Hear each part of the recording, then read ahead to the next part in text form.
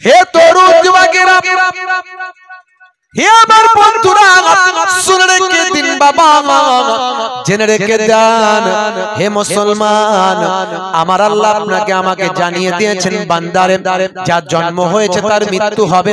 প্রত্যেক প্রাণী মাত্রই মৃত্যুর আস্বাদ গ্রহণ করবে। মরবেন তো মরবেন বাবা, আল্লাহর মাহবুব বান্দাদের মতো মরুন। মরবেন তো মরবেন বাবা, আল্লাহর ওলি বান্দাদের মতো মরণ। মরবেন তো মরবেন বাবা, খাজা বাকিবুল্লাহ হুজুরের মতো ইন্তেকাল করুন।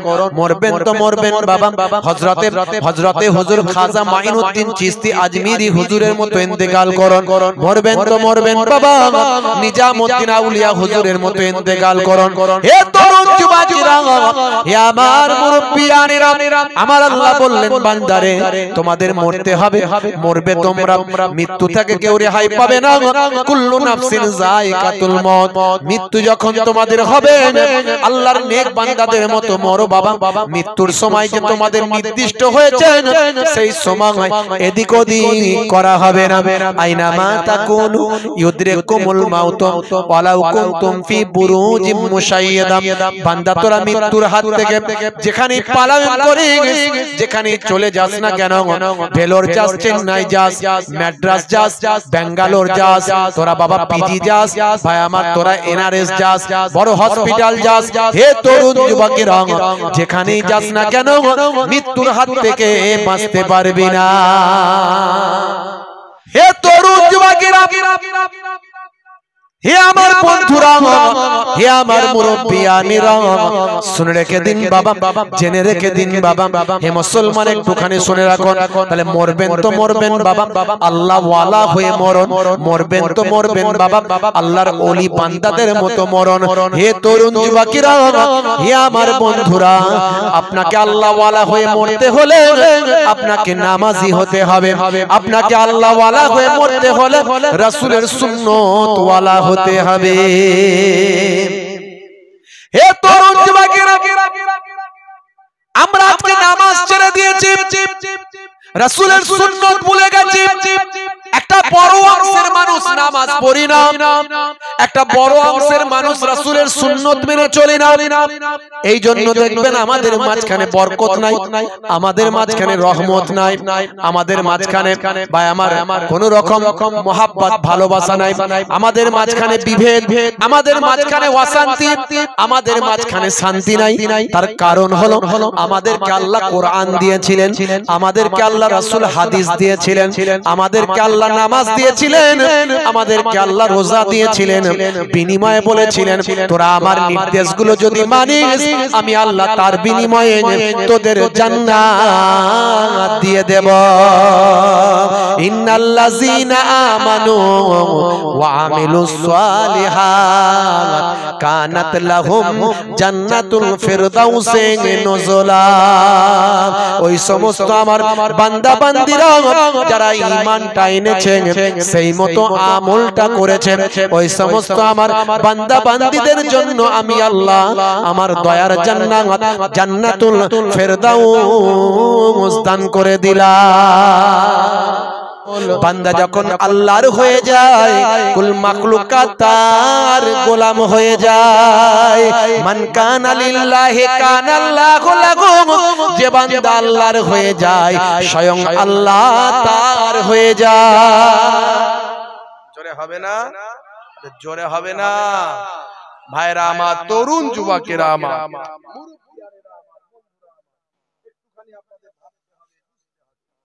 আমাদেরকে আল্লাহর দ্বীনের পথে চলতে হবে, রাসূলের সুন্নতের পথে চলতে হবে। যদি না চলতে পারি তাহলে এই যে বিপদের মধ্যে আমরা আছি, আজকে তাকিয়ে দেখুন তো সারা পৃথিবীতে মুসলমান মার খাচ্ছে, সারা পৃথিবীতে মুসলমান বিপদের মধ্যে আছে। আজকে আমরা আমাদের অস্তিত্ব নিয়ে বিপদের মধ্যে আছি।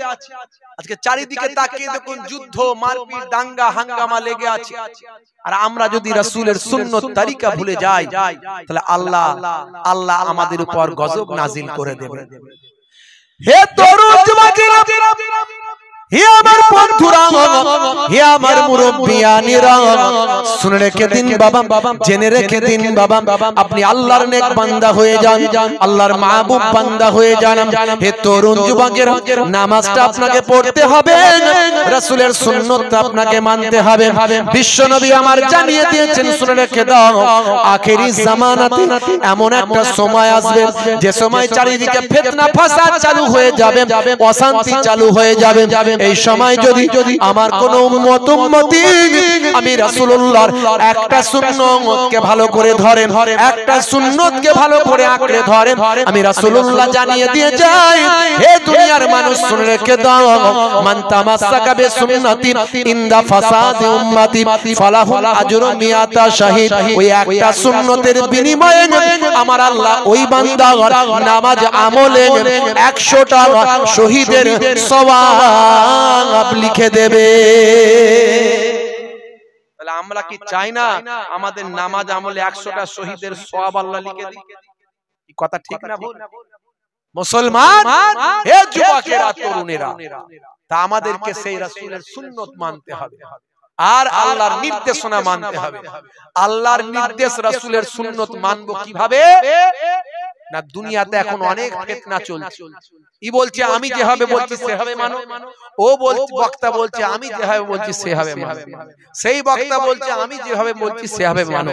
কিন্তু মনে রাখবেন, ভালো করে খেয়াল করবেন, আল্লাহ এবং রাসূলের নির্দেশনাকে মানবেন কিভাবে? না, ওলি আউলিয়াদের দেখানো পদ্ধতিতে। জোরে বলুন সুবহানাল্লাহ। আপনি যদি বলবেন কোথা থেকে পেলেন এই কথা, আল্লাহর কোরআন বলছে, কি বলছে? আতিউল্লাহ ওয়া আতিউর রাসূলা ওয়া উলিল আমরি মিনকুম। তোমরা আমি আল্লাহ আমার ইতাআত করো, আমার রাসূলের ইতাআত করো। আল্লাহ এবং রাসূলের যারা গোলামি করেছে তারা হলেন উলিল আম, অর্থাৎ আল্লাহর আলেমে হাক্কানি ওলিয়ে কামেল বান্দা।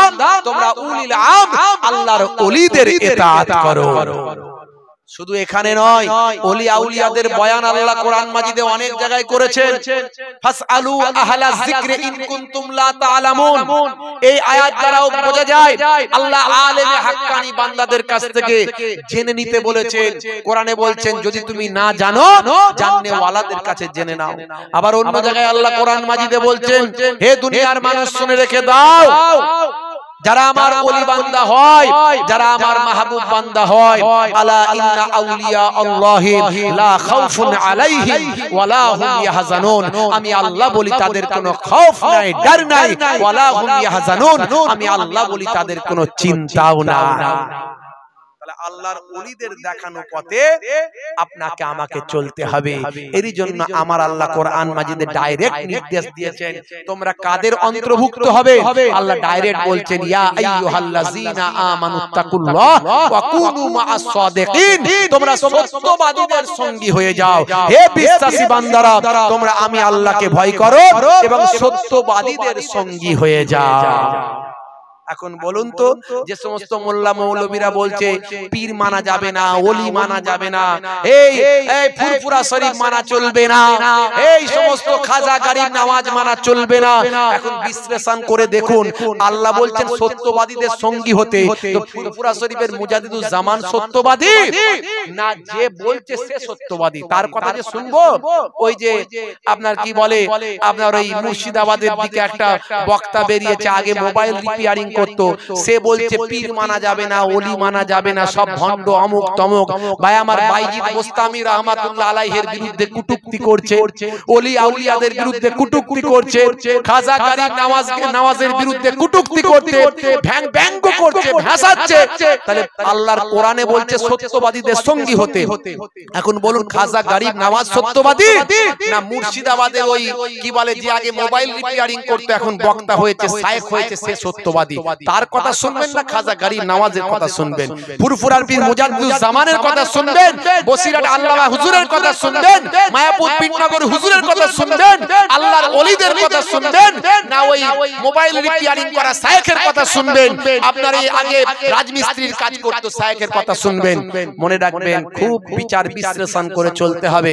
বলে হুজুর কার কথা শুনবো, কার কথা ছাড়বো, এও বক্তা সেও বক্তা, এও আলেম ও আলেম।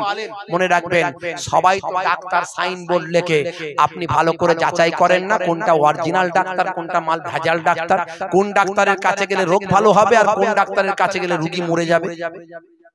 কথা ঠিক না ভুল? আপনি ভালো করে যাচাই করেন কি করেন না? তাহলে আলেম ওলি আউলিয়ার বেলায় যাচাই করবেন না, তাহলে কেমন হবে আপনার জানেন? ওই ডাক্তার লেখা আছে কিন্তু তার ডিগ্রি নাই। কিছুদিন আগে ফুকো ডাক্তারদের ধরছিল দেখেন না? এখন কিছু ডাক্তার আছে ডিগ্রি নাই, তারা অপারেশন করতে যায়, অপারেশন করলে রোগী বাঁচবে না মরবে? এই মুর্শিদাবাদের বক্তা বলছে আমি তো মাদ্রাসায় পড়াশোনাই করিনি, তো মাদ্রাসায় পড়ে না, সে নিজে মুখে স্বীকার করছে আমি একজন জেনারেল শিক্ষিত মানুষ, আমি ইতিহাস নিয়ে পড়াশোনা করেছি, তা আবার ইসলামিক ইতিহাস নয়, মডার্ন ইতিহাস। তো মডার্ন ইতিহাস নিয়ে পড়েছো বাবা, তো হারাম হালালের ফতোয়াটা দিতে পারছো কি করে? কারণ হারাম হালালের ফতোয়া দিতে গেলে 17 বছর স্টাডি করতে হয়, পড়াশোনা করতে হয়, তাফসীর জানতে হয়, ফিকহ জানতে হয়, বলছো কি করে? কোন জিনিসকে হারাম বলতে গেলে ডাইরেক্ট কোরআনের আয়াত চাই, নালে নবীর নির্দেশ হাদিস চাই। তুমি কোরআন হাদিসের আয়াত ছাড়া কি করে হারাম হালাল বলে দিচ্ছ? বলছো ও বলে দিচ্ছে, অসুবিধা নাই। তাহলে এই রকম পেশেন্টে, এই রকম ডাক্তারের কাছে পেশেন্ট গেলে রোগী বাঁচবে না মরবে? মনে করুন একজন নরমাল লোক, সে বলছে আমি ডাক্তার, তার কাছে পেশেন্ট গেলে সে বলছে অপারেশন করব, কারণ অপারেশন করলে রোগী মরবে না বাঁচবে? এই দেখুন রোগী যে মারা যায় তার প্রমাণ আমি আপনাদের দিয়ে দিচ্ছি, একটু ভালো করে গবেষণা করবেন বন্ধুরা আমার, তরুণ যুবকেরা আমার। এই দেখুন রাজমিস্ত্রি থেকে শায়েখ হয়েছে। সমাজ অনেক লোক নাম রেখেছে না, আব্দুর রশিদ আছে না, নাম আছে না আব্দুর রশিদ, এই নাম রাখা হারাম, হলো তো চলবে না, একদম নয়। গোলাম মাহবুদ নাম আছে না, আছে, নাম রাখা হারাম, চলবে না। জাহাঙ্গীর নাম আছে, চলবে না। শাহজাহান নাম আছে, চলবে না। ইয়াসিন চলবে না, হলো এসব নাম রাখা ইয়াসিনও চলবে না। যে নামের অর্থ হয় না সে নাম রাখা ইসলামে নাজায়েজ, চলবে না। আল্লাহর নামের আগে আব্দু শব্দ লাগানো যাবে। আল্লাহর নাম রশিদ, আল্লাহর নাম আছে নাকি? নাই। আল্লাহর নাম আব্দুর রশিদ আর রশিদ নাই, আল্লাহর নাম নাকি আর রশিদ নাই। আমি চ্যালেঞ্জ দিলাম, কোরআন মাজিদ খুলে দেখুন, আজই গিয়ে দেখবেন আমার আল্লাহর 99টা সিফাতি নাম আছে, তার মধ্যে শেষের দিকে আপনি শেষের দিক থেকে উপরের দিকে উঠবেন, দেখবেন আর রশিদ শব্দের অর্থ হলো সরল পথ। তো আর রশিদ নামটা আল্লাহর আছে, এই নামটা রাখতে গেলে এর আগে আব্দুল শব্দ ব্যবহার করতে হয়, তাই আব্দুর রশিদ নাম হাজার হাজার মানুষের আছে না? না। আবার অন্য ভিডিওতে বলেছে যে যাদের এই নামগুলো আছে তাদের সব আকিকা করে আবার নতুন করে নাম বদলাতে হবে। এখন আপনারা বুঝুন কি অবস্থা। তাহলে এই জন্যই পণ্ডিতেরা বলেছে যে নিম ডক্টর খতরায় জান, নিম ডক্টর খতরায় জান, আর নিম মৌলবী খতরায় ঈমান। এই রকম মৌলবী যদি হয় তাহলে মানুষের ঈমান থাকবে। এই জন্য আল্লাহ বলছেন তোমরা সত্যবাদীদের সঙ্গী হও। এরা যদি সত্যবাদী হয় তাহলে খাজা গরিব নওয়াজ কে? এরা যদি সত্যবাদী হয় তাহলে মুজাদ্দুজ্জামান কে? এরা যদি সত্যবাদী হয় নিজামউদ্দিন আউলিয়া কে? এরা যদি সত্যবাদী হয় তাহলে বসিরহাট আল্লামা হুজুর কে? এরা নিজেদেরকে সত্যবাদী বলে দাবি করে, যাদের ন্যূনতম জ্ঞান নাই। বলছি ইয়াসিন নাম রাখা যাবে না, গোলাম মাহবুদ নাম রাখা যাবে না। গোলাম মাহবুদ মানে কি? মাহবুদের গোলাম। এরা বলতে চাইছে শাহজাহান বলতে জাহানের বাদশা, তো জাহানের বাদশা আল্লাহ, দুনিয়ার কাউকে জাহানের বাদশা বলা যাবে না, এরা বলতে চাইছে। তাহলে পানি বলা বন্ধ করে দাও, পানি বলা বন্ধ করে দাও। কারণ আমরা পুকুরের পানি, নদীর পানি, কলের পানি পানি বলি, আবার জমজমেরটা কি বলি? পানি বলি না অন্য কিছু বলি? জমজমের পানি।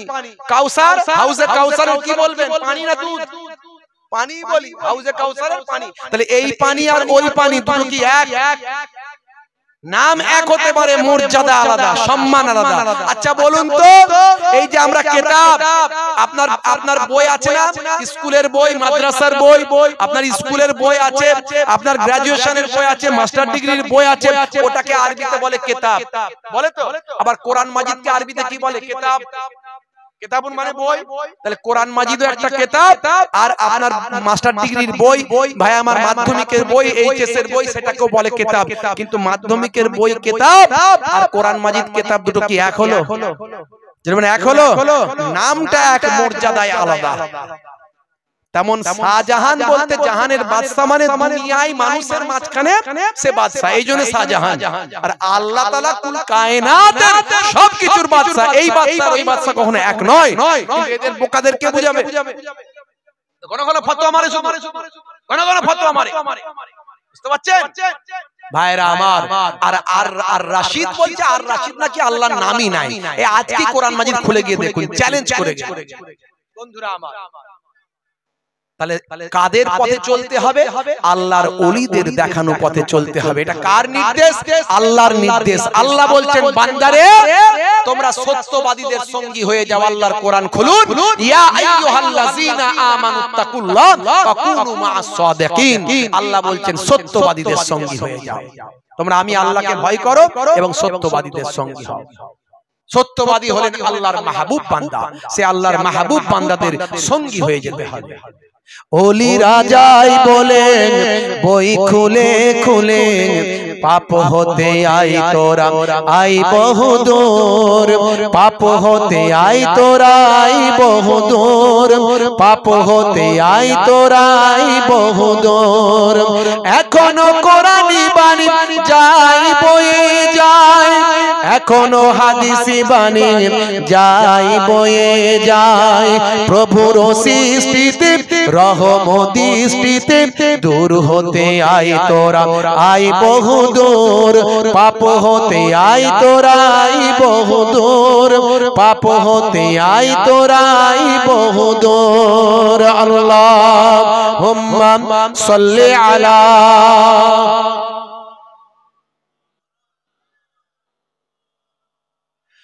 ওয়া আলা আলিহি। হে তরুণ যুবকেরা, হে আমার বন্ধুরা, হে আমার মুরব্বিয়ানেরা, শুনে রেখে দিন বাবা, জেনে রেখে দিন বাবা। তাহলে আপনাকে আমাকে আল্লাহর ওলিদের দেখানো পথে চলতে হবে। 5 ওয়াক্ত নামাজটা পড়তে হবে, রাসূলের সুন্নতের তরিকাটা মানতে হবে। হে তরুণ যুবকেরা, হে আমার বন্ধুরা, হে আমার মুরব্বিয়ানেরা, শুনে রেখে দিন বাবা, জেনে রেখে দিন বাবা। হে জওয়ানেরা, যুবকেরা, হে পুরুষেরা, হে যুবকেরা, নায়ক গায়কের পথ ছেড়ে দিয়ে আল্লাহর ওলিদের পথে ফিরে আসো, আল্লাহ ওয়ালাদের পথে ফিরে আসো বাবা। হে তরুণ যুবকেরা, নায়ক গায়কদের তোমরা ভক্ত হয়েছো, তোমরা ভক্ত হবে তো হও, বিশ্ব নবীর ভক্ত হয়ে যাও। কাইসান যার ভক্ত হয়েছিল, মাধুরী কুট্টি যার ভক্ত হয়েছিল, গ্যারি মিলার যার ভক্ত হয়েছিল, জেনিফার যার ভক্ত হয়েছিল, মাইকেল জ্যাকসন যার ভক্ত হয়েছিল, গোল্ড ডেভিড যার ভক্ত হয়েছিল, ব্রেইল যার ভক্ত হয়েছিল। হে তরুণ যুবকেরা, হে আমার মুরব্বিয়ানেরা, আজও পৃথিবীর বুকে লক্ষ লক্ষ লক্ষ লক্ষ মানুষ বিশ্ব নবীর শিষ্য হয়ে গেছে। প্রতিনিয়ত ইংল্যান্ডের জমিনে, ইউরোপের দেশগুলোতে যখন বাচ্চার জন্ম হয়, তখন তারা সবচেয়ে আগে যে নামগুলো বেশি ফেভার করে, পছন্দ করে, তার মধ্যে দুটো নাম বলা হয়েছে। এই নামগুলোকেও বেশি পছন্দ করে। ভাই আমার, ইহুদি খ্রিস্টানের সন্তানদের জন্য তারা পছন্দ করে। তারা কি পছন্দ করে? একটা নাম হলো মুহাম্মদ আর একটা নাম হলো আহমদ। জোরে হবে না? জোরে হবে না? এনসাইক্লোপিডিয়া বিশ্বকোষ, বিশ্বকোষের রাইটার বলছেন, মুহাম্মদ সাল্লাল্লাহু আলাইহি ওয়াসাল্লাম has been the most practical and most successful of all prophets. Muhammad সাল্লাল্লাহু আলাইহি ওয়াসাল্লাম একজন অতি বাস্তববাদী এবং অতি সফলকামী, সমস্ত প্রফেটসদের থেকে। জোরে বলুন সুবহানাল্লাহ। ঐতিহাসিক স্মিথ বলছেন, by a fortune absolutely unique in history, ইতিহাসের বিরল চরিত্র, ইতিহাসের বিরল চরিত্র মুহাম্মদ সাল্লাল্লাহু আলাইহি ওয়াসাল্লাম। মুহাম্মদ সাল্লাল্লাহু আলাইহি ওয়াসাল্লাম ইজ এ থ্রি-ফোল্ড ফাউন্ডার। তিনি তিনটে ফোল্ডের, তিনটে বিষয়ের প্রতিষ্ঠাতা, তিনটে জিনিসের প্রতিষ্ঠাতা। অফ এ নেশন, একটা জাতির, অফ অ্যান এম্পায়ার, একটা সমাজের, অফ এ রিলিজিয়ন, একটা ধর্মের। জোরে বলুন সুবহানাল্লাহ। বিশ্বনবী একটা ধর্মকেও, ইসলাম ধর্মকে পরিপূর্ণতা দিয়েছেন। ইসলাম ধর্ম অনেকে মনে করে ইসলাম নাকি মুহাম্মদ সাল্লাল্লাহু আলাইহি ওয়াসাল্লামের হাত ধরে তৈরি হয়েছে। না, তারা জানে না। কোরআন পড়লে পাবেন, আল ইয়াউমা আকমালতু লাকুম দীনাকুম।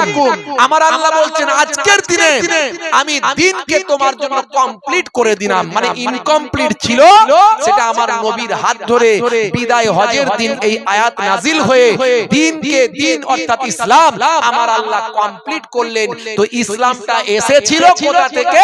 বাবা আদম আলাইহিস সালাম থেকে, আর কমপ্লিট হয়েছে আমাদের নবীর হাত ধরে। জোরে বলুন সুবহানাল্লাহ। বন্ধুরা আমার, তরুণ যুবকেরা আমার, মুরব্বিয়ানেরা আমার, তাহলে আমাদের নবীর সম্পর্কে বড় বড় মাথার পণ্ডিতেরা আজকে প্রশংসা করেছে। বিভিন্ন ধর্মের ধর্মগুরুরা প্রশংসা করেছে আমাদের নবী সম্পর্কে, দয়ার নবী সম্পর্কে। বিভিন্ন ধর্মের ধর্মগুরুরা আমাদের নবীকে নিয়ে গবেষণা করেছেন, রিসার্চ করেছেন। আপনারা জানেন, মাদার টেরেসা যখন মারা যান, মাদার টেরেসার কাছ থেকে একটা কোরআন মাজিদ পাওয়া গিয়েছিল। জওহরলাল নেহরু যখন মারা যান, জওহরলাল নেহরুর কাছ থেকে একটা কোরআন মাজিদ পাওয়া গিয়েছিল। জাতির জনক মোহনদাস করমচাঁদ গান্ধীজি, তিনি নিজে দীর্ঘদিন ধরে বিশ্ব নবীকে নিয়ে স্টাডি করেছিলেন, করে তিনি ইংরেজিতে একটা ভাই আমার নবীর জীবনী লিখেছিলেন, নবীর হাদিসগুলো লিখেছিলেন দি সেইং অফ মুহাম্মদ সাল্লাল্লাহু আলাইহি ওয়াসাল্লাম, অর্থাৎ আল্লাহর নবীর হাদিস, আল হাদিস যাকে বলা হয়। বিশ্ব নবী বলছেন, বিশ্ব নবী বলিতেছেন, আল্লাহর নবীর জীবন জিন্দেগি সেখানে রচনা করেছেন। জোরে বলুন সুবহানাল্লাহ। ইন্টারনেট সার্চ করুন, পেয়ে যাবে। বিশ্ব নবীর প্রশংসা করেছেন কবিগুরু বিশ্বকবি রবীন্দ্রনাথ ঠাকুর। বিশ্ব নবীর প্রশংসা করেছেন ভাই আমার বিশ্ববিখ্যাত একজন মনীষী, আমার হিন্দু মহোদয় ভাইদের বিখ্যাত ধর্মগুরু। আমরা তাকে রেসপেক্ট করি, কারণ তিনি একজন মহান ধর্মগুরু। নাম হলো রামকৃষ্ণ পরমহংসদেব।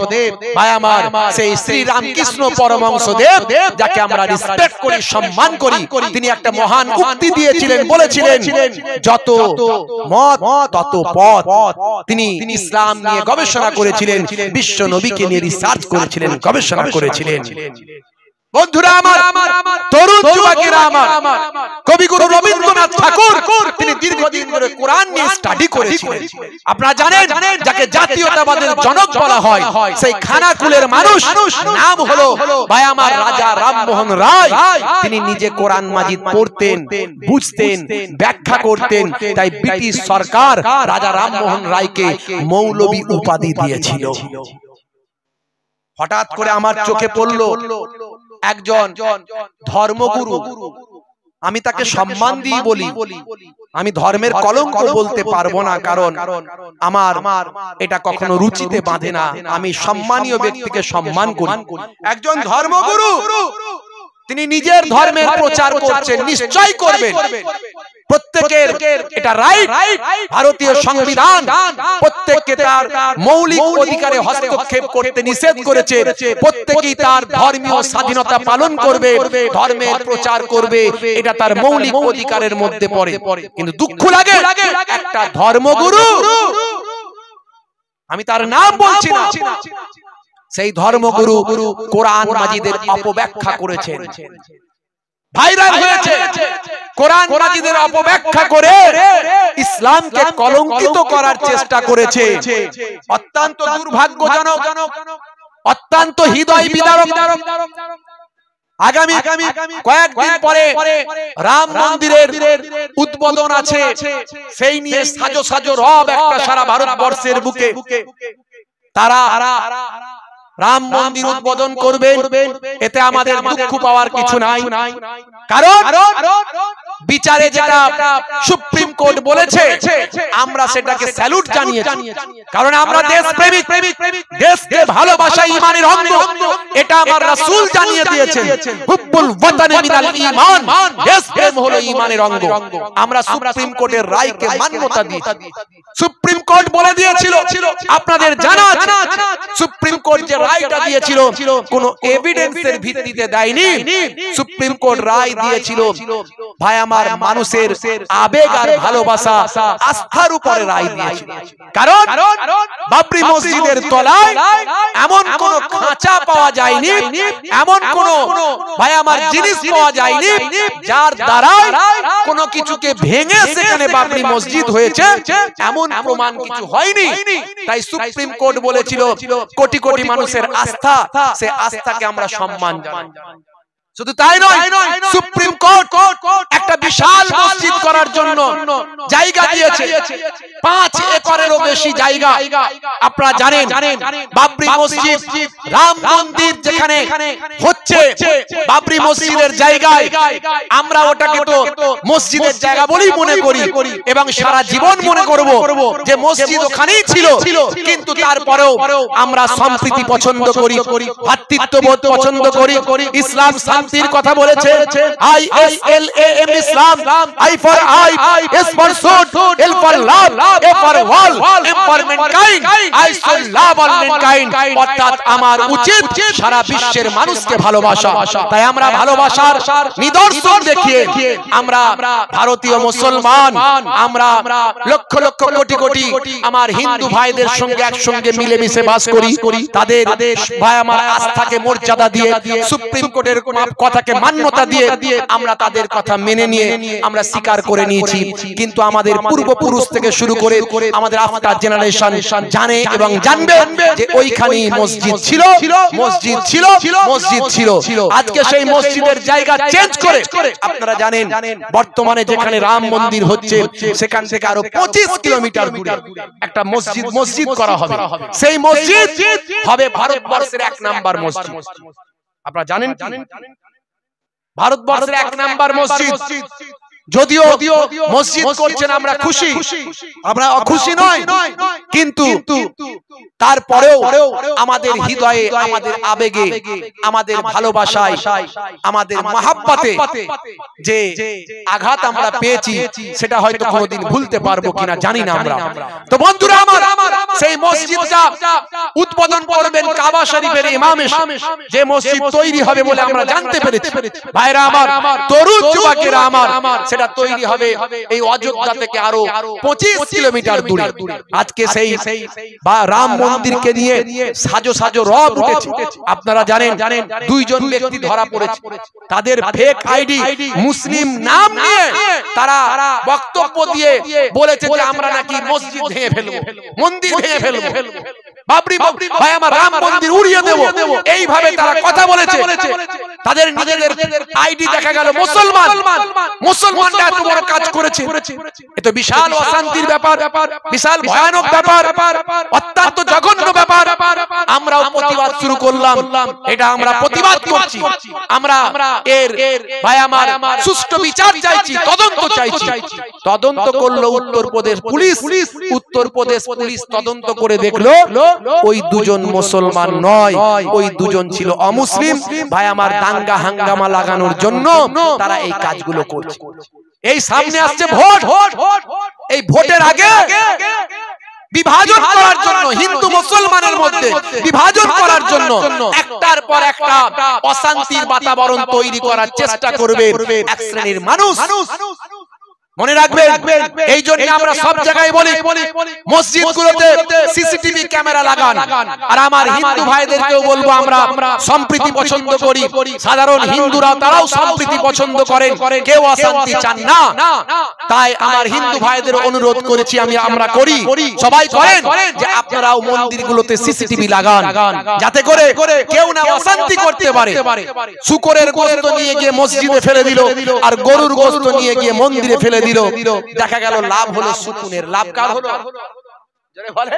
সুকুনের লাভ হলো, আর কিছু সুকুন ওত পেতে আছে। তাই একজন বাবা তার বক্তব্যে কোরআনের ব্যাখ্যা করতে গিয়ে ইসলামকে ছোট করেছে। বলছে মুসলমানদের ধর্মে কোরআনে বলা হয়েছে যে কি বলা হয়েছে না তোমরা ওই দাসীদের সঙ্গে, আগেকার যুগে দাস দাসী ছিল না, দাসীদের সঙ্গে যৌন ক্রিয়াকর্ম করো। মুসলিম পুরুষদেরকে বলা হয়েছে নাকি দাসীদের সঙ্গে যৌন ক্রিয়া কাজ করো। এই রকম ভাবে কোরআনে নাকি বলা হয়েছে বলে তারা একটা সমাজের বুকে ইসলামের ভাবমূর্তিকে খারাপ করার জন্য, কোরআনকে মানুষের কাছে ছোট করার জন্য তারা এই চক্রান্ত চালিয়ে যাচ্ছে। আমি এদের কোন বাবা বলে মনে করি না, কারণ যে প্রকৃত ধর্মগুরু সে হিন্দু ধর্মের হোক, খ্রিস্টান ধর্মের হোক আর ইসলাম ধর্মের হোক, তারা একে অপরের ধর্মকে সম্মান করতে শেখায়, রেসপেক্ট করতে শেখায়। তাই আমার নবী জানিয়ে দিয়েছেন লা ইয়ারহামুল্লাহু মান লা ইয়ারহামুন নাস, যে মনুষ্য জাতির উপর দয়া করে না মহান আল্লাহ তার উপর দয়া করে না। ইসলামে বলা হয়েছে তুমি অন্যের ধর্মকে খারাপ বলো না, কারণ সেও তোমার ধর্মকে খারাপ বলবে। বন্ধুরা আমার, তরুণ যুবকেরা আমার, মুরব্বিয়ানেরা আমার, কোরআনে তাই বলতে বলতে বলা হয়েছে, কোরআনে বলা হয়েছে লাকুম দীনুকুম ওয়ালিয়া দীন, তোমার ধর্ম তুমি পালন করো, আমার ধর্ম আমি করি। আবার অন্য জায়গায় এই জন্যই বলা হয়েছে লা ইকরাহা ফিদ্দীন, ধর্মে কোনো জবরদস্তি নাই, জোর করে ধর্ম হয় না, ধর্ম হলো ভালোবাসার জিনিস। ইসলাম সম্পর্কে কথা বলতে গেলে ইসলাম সম্পর্কে রিসার্চ করতে হবে। প্রত্যেক ধর্মই শান্তি সম্প্রীতি ভ্রাতৃত্বের কথা বলে, আর ইসলাম তার থেকে ব্যতিক্রম নয়, অনেক বেশি বেশি শান্তির কথা বলেছে। ভাই আমার, দোস্ত আমার, ভুকে কো খানা খিলানে কা নাম হ্যায় ইসলাম। जोरे হবে না, भूखे को खाना खिलाने का नाम है इस्लाम, अंधे को रास्ता दिखाने का नाम है इस्लाम। जोरे হবে না, सुभान बोलते कष्ट होच्छे। अंधे को रास्ता दिखाने का नाम है इस्लाम, अमानत का नाम है इस्लाम, हिदायत का नाम है इस्लाम, इबादत का नाम है इस्लाम, और मोहब्बत का नाम है इस्लाम। जोरे হবে না, আল্লাহর মনোনীত ধর্ম হলো ইসলাম। ইন্না দীনা ইনদাল্লাহিল ইসলাম। বন্ধুরা আমার, তরুণ যুবকেরা আমার, সে যে কোরআনের আয়াতটাকে অপব্যাখ্যা করেছে, সে যদি আগের দুটো আয়াত পড়তো, পরের দুটো আয়াত পড়তো, তাহলে তার ভুলটা ভেঙে যেত। কোরআন মাজিদ দীর্ঘ 23 বছর ধরে অবতীর্ণ হয়েছে মক্কা শরীফ, মদিনা শরীফ। তৎকালীন যুগের বর্তমান প্রেক্ষাপটে, সেই সময়কার সিচুয়েশন অনুযায়ী তৎকালীন যুগে মাইট ইজ রাইট, জজ্জার মুল্লুক তার, এই রকম একটা পরিবেশ ছিল। মানুষ মদ পান করত, তাই ডাইরেক্ট প্রথমে মদের আয়াত নাজিল হয়নি, মদ হারাম বললে লোকে মানতে পারবে না। একটা অপরাধ লোকে করছে সমাজে, ডাইরেক্ট সেটা যদি বলে এটা করবে না হারাম, মানুষ মানতে পারবে না। সেটাকে আস্তে আস্তে কমাতে হবে। এটাই হলো হিকমা, এটাই হলো কৌশল। এই জন্য ইসলাম বলেছে উদউ ইলা সাবিল রাব্বিকা বিল হিকমাতি ওয়াল মাউইজাতিল হাসানা, এই কৌশল অবলম্বন করার কথা বলা হয়েছে। তাই প্রথমে বলা হলো যখন তোমরা নেশাগ্রস্ত থাকবে তখন তোমরা নামাজের কাছে যাবে না, লা তাকরাবুস সালাত ওয়া আনতুম সুকারা। এইভাবে আস্তে আস্তে যখন মানুষ মদ পান করা কমিয়ে দিল, তখন আল্লাহ ডাইরেক্ট আয়াত নাজিল করে বললেন মদ হারাম। জোরে হবে না, জোরে হবে না। তৎকালীন যুগে দাস দাসীর প্রথা ছিল, দাস দাসীর প্রথা ছিল। উইকিপিডিয়া খুলে দেখুন, অন্যান্য সম্প্রদায়ের মধ্যে, ধর্মের মধ্যে, রিলিজিয়াসের মধ্যে, রিলিজিয়ান গুলোর মধ্যে দাস দাসীর প্রথা এমন ভাবে ছিল যাতে দাস দাসীদের অপমান করা হতো, বাজারে বিক্রি করা হতো, পণ্যের মাল মনে করা হতো, যে যেভাবে খুশি ব্যবহার করত, দাস দাসীদের উপর অত্যাচার করত, জুলুম করত। তৎকালীন যুগে দাস দাসীদের প্রভাব ছিল মারাত্মক। দাস দাসী ছাড়া মানুষ সমাজ চলতেই পারত না। আন্তর্জাতিক ভাবে দাস দাসীদের একটা প্রাধান্য ছিল। এই দাস দাসী প্রথাটাকে ইসলাম তুলতে গিয়ে আস্তে আস্তে কন্ট্রোল করতে লাগলো। আল্লাহর কোরআন আয়াত নাজিল হলো যে দাস দাসীদের সঙ্গে তোমরা খারাপ ব্যবহার করতে পারবে না। জোরে হবে না, জোরে হবে না। এইভাবে কন্ট্রোল করতে গিয়ে কোরআন মাজিদে আল্লাহ দাস দাসীদের কথা কিছু কম বেশি 15 জায়গাতে বলেছে, 15 জায়গাতে দাস দাসীদের কথা বলেছে। এইভাবে বলতে গিয়ে আমার আল্লাহ রাব্বুল আলামিন, হে তরুণ যুবকেরা শুনে রেখে দেন, জেনে রেখে দেন, এই জায়গায় আমার আল্লাহ বললেন, কি বললেন, যে আমার আল্লাহ রাব্বুল আলামিন জানিয়ে দিলেন, হে দুনিয়ার মানুষ শুনে রেখে দাও, হে দুনিয়ার মানুষ জেনে রেখে দাও। ভাইরা আমার, তরুণ যুবকেরা আমার, সূরা মুমিনুনের কথা বলেছে ওই বাবা সূরা মুমিনুনের কথা বলেছে। সূরা মুমিনুনের কথা বলতে গিয়ে 6 নম্বর আয়াতে এসেছে, কিন্তু তার 1 নম্বর আয়াত থেকে যদি পড়তো তাহলে অনেকটা ক্লিয়ার হতো। আয়াত তো পড়তে পারেনি, কি বলছে তাও বোঝা যায় না। একটা কথাই বোঝা গেল যে কোরআন মানার দরকার নাই, বলেছে কোরআন মানার দরকার নাই। বুঝতে পারছেন বন্ধুরা আমার, তরুণ যুবকেরা আমার, এখানে সূরা মুমিনুনের আমার আল্লাহ রাব্বুল আলামিন কি কথা বলছেন শুনে রেখে দেন। আমার আল্লাহ রাব্বুল আলামিন বলছেন, ভাই আমার 1 নম্বর আয়াতে আল্লাহ রাব্বুল আলামিন বলছেন, কদ আফলাহাল মুমিনুন, কদ আফলাহাল মুমিনুন, অবশ্যই সফল কাম হয়েছে মুমিনগণ। সফল কাম হয়েছে কে? মুমিনরা হচ্ছে সফল। তারপর আল্লাহ আমার আল্লাহ বলছেন, আল্লাযীনা হুম ফি সালাতিহিম খাশিউন। এখানে আল্লাহ বলছেন যারা নিজেদের সালাত বিনম্রতার সঙ্গে, নম্রতার সঙ্গে আদায় করে। জোরে বলুন সুবহানাল্লাহ। তারপরে আমার আল্লাহ বলছেন, ওয়াল্লাযীনা হুম আনিল লাগবে মুরিদুন। এখানে আমার আল্লাহ বলছেন, ভাইরা আমার, যারা অসার ক্রিয়াকলাপ হতে বিরত থাকে, মানে অন্যায় কাজ থেকে যারা বিরত থাকে, তারা সফল কাম। তারা কি? সফল কাম। অন্য জায়গায় আবার বলছেন, পরের আয়াতে 4 নম্বরে বলছেন, পরের লাইনে, ওয়াল্লাযীনা হুম লিযাকাওয়াতি ফাইলুন। যারা যাকাত প্রদানে সক্রিয়, যারা যাকাত প্রদানে সক্রিয়। ওয়াল্লাযীনা হুম লিযাকাওয়াতি ফাইলুন, যারা যাকাত প্রদানে সক্রিয়। 5 নম্বরে বলছেন, ওয়াল্লাযীনা হুম লিফুরুজিহিম হাফিজুন। অর্থাৎ এই 5 নম্বরে বলছে যারা নিজেদের যৌনাঙ্গকে সংযত রাখে তারা সফল কাম। জোরে বলুন সুবহানাল্লাহ। যারা নিজেদের যৌনাঙ্গকে সংযত রাখে তারা হলো সফল। জোরে বলুন সুবহানাল্লাহ। এবারে আল্লাহ বলছেন, ইল্লা আলা আজওয়াজিহিম আও মা মালাকাত আইমানুহুম। তারপর ভাইরা আমার, তরুণ যুবকেরা আমার, মুরব্বিয়ানেরা আমার, ফাইন্নাহুম গায়রু মালুমিন। ভাইরা আমার, এখানে আমার আল্লাহ বলছেন নিজেদের পত্নী, নিজেদের স্ত্রী অথবা অধিকারভুক্ত দাস দাসী ব্যতীত এতে তারা নিন্দনীয় হবে না। মানে নিজেদের স্ত্রী এবং দাস দাসীদের সঙ্গে যৌন ক্রিয়া করতে পারে। বিশেষ করে দাসী, দাসী কথাটা এখানে শব্দ যদিও নাই, আমা মালাকাত, মালাকাত আইমানুকুম বলতে দান অধীনস্থ, মানে এখানে দাসী কথাটা নাই, দান অধীনস্থ মানে আমার যারা সঙ্গী। এই দাসীদের ব্যাপারে বলা হয়েছে, এই দাসীদের কোন দাসী? এরা সাধারণ দাসী নয় যাদের সঙ্গে যৌন ক্রিয়া করতে পারবে। তৎকালীন যুগে মানুষ দাস দাসীদের সঙ্গে যৌন ক্রিয়া করত, ইসলাম বলল সবাইয়ের সঙ্গে করা যাবে না। যাদেরকে তোমাদের অধীনস্থ করা হয়েছে, তোমরা অধীনস্থ হয়েছে, তাদের সঙ্গে করতে পারবে।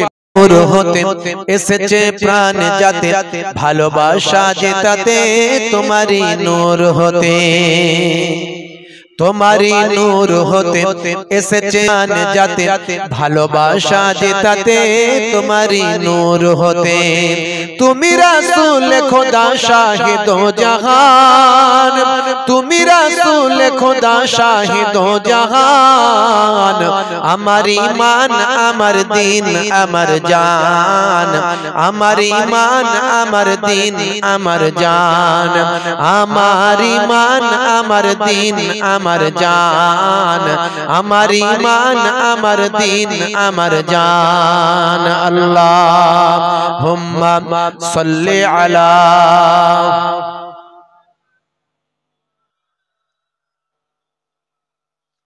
ওয়া আলা আলিহি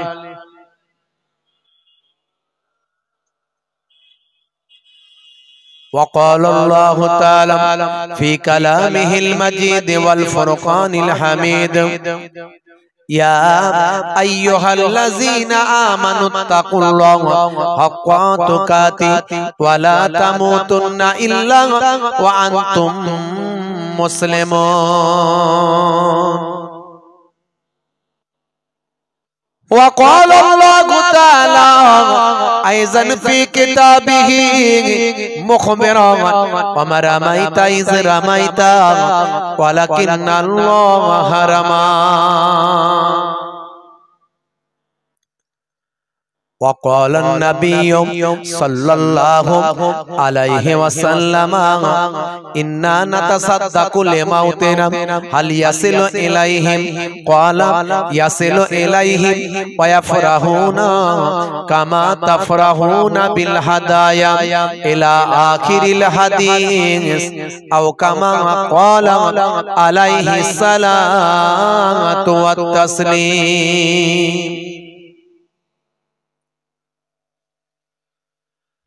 وقال النبي صلى الله عليه وسلم سبع تجري للعبد بعد موته وهو في قبره من علم علما أو كسر نهرا أو حفر بيرا أو غرس نخلا أو بنى مسجدا أو ورث مصحفا أو ترك ولدا يستغفر له بعد موته إلى آخر الحديث أو كما قال عليه الصلاة والتسليم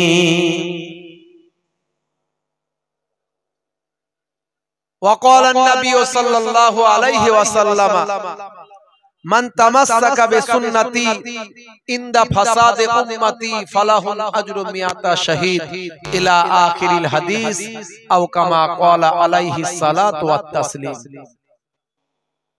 শ্রদ্ধেয় সম্মানীয় আজকের সভার সভাপতি সামনে উপবিষ্ট আমার দিন দরদি ইসলাম দরদি আমার ভাইরা